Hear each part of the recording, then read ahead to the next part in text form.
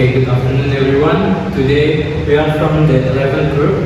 We are going to present our material with the title of Scientific Based Learning. Before that, let me introduce our groups. The first one is me, myself, and Mars Polidi, and my partner. Bailini Audini. And before that, we are going to conduct the mini lessons. In the mini lessons, I will be the teacher and Dana will be the students. Okay, to conduct a mini lessons of scientific-based learning, you have to know the objective of the study. In here, there are two objectives of the study. First one is to think creatively and critically. The second one is to find a solution based on logical reasons. Okay, now I would like you to identify this picture. Now, what question can you ask looking at the picture? For example, why is there so many trash in one place? So I have questions. My questions is, why are there so many things like the birds or the trees? Yeah, great questions. Moving on, we'll have to answer these questions. First one is, have you seen the scenery? Yes. Where? In campus or public space, maybe? Okay, how do you feel looking at this scenery? I feel bad, of course. Do you think this scenery reflects cleanliness? No, because there is too much rubbish and it must be very smelly. Because in the pictures, you can see a lot of mosquitoes. Okay, last one is, what do you think is the solution to this scenario? So each person's awareness, of course, because no matter how many tests are provided, if there is no self-awareness, then surely incidents like this will continue to happen. Great answer. So that's all the mini lessons for scientific-based learning that enhance student problem solving skills and critical skills. Moving on to the introductions. For the introductions, first one is we have to know what scientific means. Scientific derived from the word science. It means about or related to science, or based on the characterized by the methods and principles of science, quoting online Longman Dictionary 2013. What is scientific-based learning? It's a process of searching knowledge, and students as the subject of learning through applying science principles. Now, what are science principles? Science principles are fundamental ideas that are based on scientific rules and laws that are generally accepted by scientists, experts, and researchers. They are fundamental truths that are the foundation for other studies. And then, what is the background of scientific-based learning? Who popularized this method? To answer the question is, we don't know who exactly popularized this method. But if we do simple research on Google, we'll find this answer. So the answer for who was the founder of scientific-based learning is Konstantin Dimitrovich Ussitsky as the scientific pedagogy in the Russian Empire, along with William Sharp, John Dewey, Jerome Bernard, and Galileo Galilei. Next one is, if we ask this question to Google, who popularized scientific-based learning, the answer will lead to James Piaget, aligned to his theory of cognitive development on children. Next one is other scientists or researchers that might have influenced this methodology is Stephen Carson, with his theories particularly in input hypothesis, which have significantly influenced language teaching methodologies such as scientific-based learning by emphasizing the importance of comprehensible input and natural language acquisition. Comprehensible input is when you put the materials to your students one level higher, and the natural language acquisition is learning by mimicking how children learn the language. And next one is how this method enters Indonesian curriculum. It started from Indonesian 2013 curriculum, where learning process in this curriculum mainly concerns on constructive and contextual learning, in which learners are used to construct their own knowledge based on the meaningful context of them, quoting Kemendikbud 2015. Next one is, This learning process will lead learners to do research activities such as observing, experimenting, and associating. Those learning activities are then covered into scientific-based process. According to Abidin 2014 page 17, Hosna 2014 page 39. Next one will be the goals of scientific-based learning. So the next is the goals. There are 4 goals in SBLs. The first one is to develop critical thinking. By engaging students in inquiry-based tasks, SBL promotes critical thinking, which is essential for both academic success and real-world communications. And the second one is to encourage active learning. Students take an active role in their learning by exploring language pattern, experimenting with new forms, and evaluating their use of language. The next is to integrate skills. So, SBL integrates speaking, listening, reading, and writing in meaningful context, making language learning more relevant and practical. The last one is to promote autonomy. As learners investigations and draw their own conclusions, they become more independent and self-directed. The next material is key points. There are 5 key points in SBLs. The first one is observations and questionings. In an SBL environment, students are encouraged to observe real-life language used through media, authentic texts, or conversations, and pose questions about grammar, vocabulary, or usage. And the next one is investigations. Students may then investigate language patterns or rules through guided research or discovery learning. For example, they might analyze various sentence structure or explore how different contexts affect meaning. And the next one is hypothesis and experimentations. Just scientists develop hypotheses. Language learned in SBL settings may formulate assumptions about language rule or usage. They can experiment through speaking or writing exercise to test their hypothesis. The next one is analysis. After experimenting with language, students analyze their results.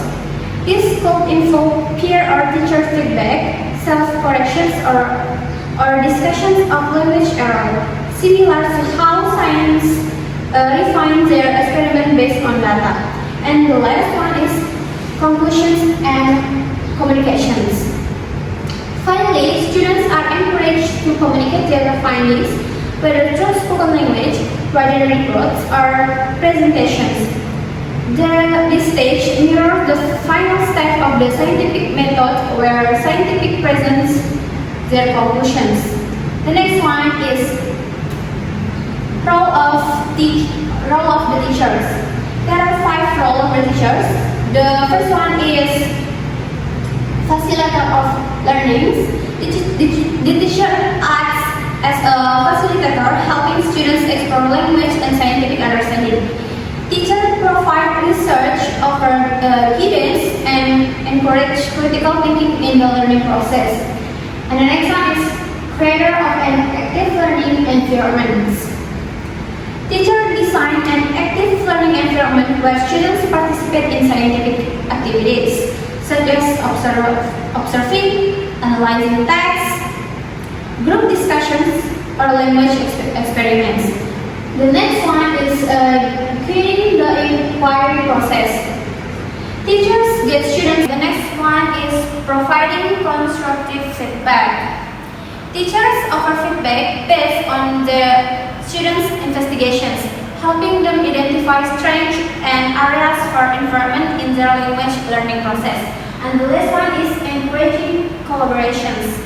Teachers encourage students to collaborate in groups, share ideas, and support one another in understanding complex language concepts. The next one is the role of the students. The first one is active learns. Students take an active role in exploring language concepts using scientific approach, such as observing language used in real context, experimenting with sentence structures or analyzing dialogues. And the next one is language researchers. Students are encouraged to become researchers, seeking answers to their own language-related questions. They may ask questions like, why is this grammatical pattern used in this context, or what is the correct pronunciation for certain words. And the next one is problem solvers. Students apply problem-solving skills to analyzing linguistic challenge, find solutions, and assess whether their learning strategies are effective in understanding the target language.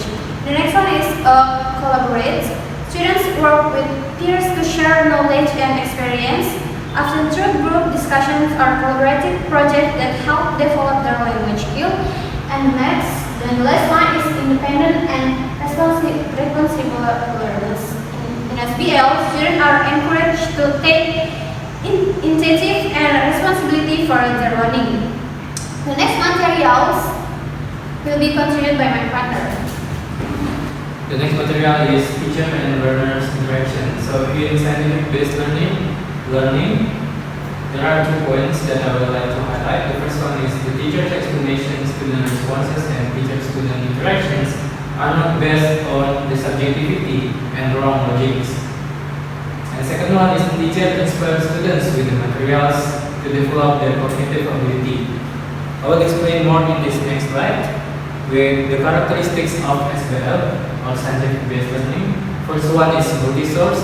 Student can seek material from multiple sources or materials that are provided by the teachers.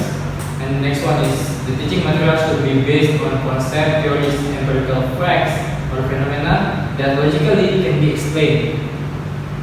Next one is teacher explanations and teacher-student interactions are based on objectivity. Next, teaching materials build students' critical thinking and accuracy in identifying, understanding, and resolving problems. Next one is encouraging and inspire students to think hypothetically and looking at difference, collaborations, and links to each other learning material given. And next one, it fosters students to understand, apply, and develop pattern of rationality and objective thinking towards learning materials. And last one is learning objectives are composed in simple, clear, and attractive presentation way. Next slide is the scientific-based learning advantages and disadvantages, which will be explained by my partner. So the next is advantage scientific-based learning. The first one is promotions of critical thinking and problem-solving skills. Encourage students to analyze, evaluate, and scientists' information, enhances their communications abilities. And the next one is student-centered learning environments. Faster active participations, increasing motivation and engagement as students take control of their learning. And the next one is relevance and real-world applications. Integrates authentic materials and technology, making language learning more applicable to everyday situations. And the last one is enhanced language proficiency. Encourages explorations of language concepts through hands-on activities, leading to improved language skill. The next one is disadvantages. The first one is inconsistent learning outcomes. Some students may struggle to grasp essential language concepts without direct instructions, leading to gap in understanding. The next one is time-consuming preparations. Requires extensive planning and searching of authentic materials, which can be burdensome for teachers. And the next one is adaptation challenge. Students accustomed to traditional learning methods might find it difficult to adjust to inquiry-based activities, leading to frustrations. And the last one is varying level of motivations. Effectiveness can be influenced by students' different motivation levels and ability to work independently, potentially impacting engagements. Okay, the next one is technique. There are 7 techniques in SPL. The first one is inquiry-based learning, and the second one is project-based learning, and the third is collaborative learning, and the next is experiential learning, and the next is use of authentic materials. Next is reflective practice, and the last one is technology integrations. So the next material will be continued by my partner. The next material is language focus. So what are the language focus of scientific-based learnings? It sort of covers all. Why? Because scientific-based learning cannot be done independently. It sort of depends on what other methodologies that it pairs with. For example, if you pair scientific-based learning with CTL or communicative teaching and learning, you will enhance students' speaking ability and listening ability. That is why language focus for scientific-based learning sort of covers all of the areas and skills. First one is the areas of vocabulary, the areas of grammar, pronunciations, and discourse for the skills listening, speaking, reading, and writing. Next one will be explained by Diana. Okay, the next is role of the student's native language. The first one, it helps to clarify difficult English words and enhance comprehensions and retentions. The next one is using their native language, encourage teamwork and religious discussions about scientific topics. And the last one is overall, the student's native language is a valuable tool in SPLs, making learn more accessibility and inclusive. The next is teacher respond to student errors.